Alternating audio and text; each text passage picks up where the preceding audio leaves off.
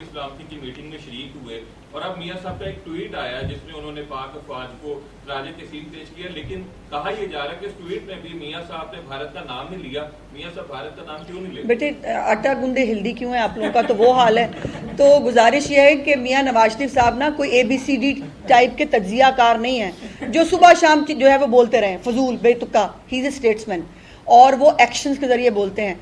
तमाम तर ऑपरेशन जो है वो मियां नवाज शरीफ साहब की ज़ेरे निगरानी डिज़ाइन हुआ, उसकी मंजूरी हुई। वो through out the time prime minister के साथ जो है वो इन कंसल्टेशन मौजूद थे। और पहले भी अल्लाह का फजल ये है कि 28 मई को मियां नवाज शरीफ ने मुल्क बचाया था और अब भी 10 मई को शहबाज शरीफ साहब के साथ मिलके पाक फौज के साथ इस मुल्क को दोबारा बचाया है। तो ये जो बेचारे पहले जो है वो जो कुछ करते रहे, अभी तक सीज़ फायर चल रहा है मेरी तरफ से और मैंने गुजारिश किया कि मेरे सीज़ फायर को खोल दिया जाए क्योंकि बहुत सारी बातें हैं जिसका जवाब देना मुझे लगता है कि ज़रूरी है, लेकिन मेरी तरफ से भी सीज़ फायर है।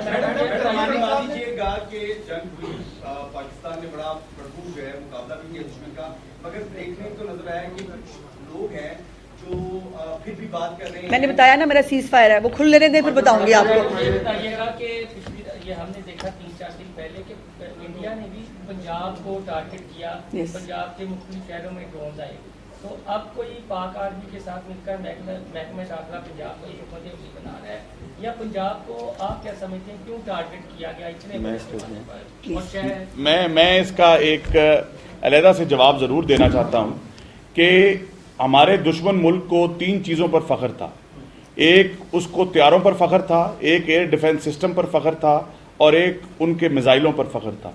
पाक फ़ौज ने जिस तरीके से जुर्रत का मुजाहरा किया और बुर्दबारी का मुजाहरा करके उन तीनों चीज़ों को ढेर किया और ये साबित किया ना सिर्फ उनको बल्कि पूरी दुनिया को कि जो भी हमारे मुल्क में आकर बदमाशी करना चाहेगा उसको मुंह तोड़ जवाब मिलेगा, चाहे वो सिंध में, चाहे वो बलूचिस्तान में, चाहे वो पंजाब में, चाहे वो AJK में, चाहे वो गिलगित बल्तिस्तान में। बहुत इसमें पंजाब के हवाले से हमारी तैयारी चल रही है। पहले भी आपको पता है कि सिर्फ 48 आवर्स के अंदर चीफ मिनिस्टर साहब के हुक्म पर 50,000 से ज़्यादा लोगों को सिविल डिफेंस की तरबियत दी गई और अभी भी जो है वो इस हवाले से महकमा दाखिला अपनी पूरी तैयारी कर रहा है।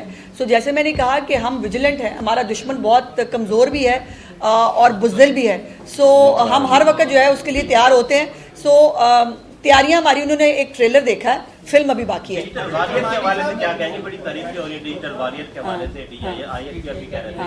जाहिर है देखिए डिजिटल जो है ना चीज़ें रिकॉर्ड भी होती हैं। जिसने 3 दिन पहले क्या बोला था और आज क्या बोल रहा है वो भी रिकॉर्ड है।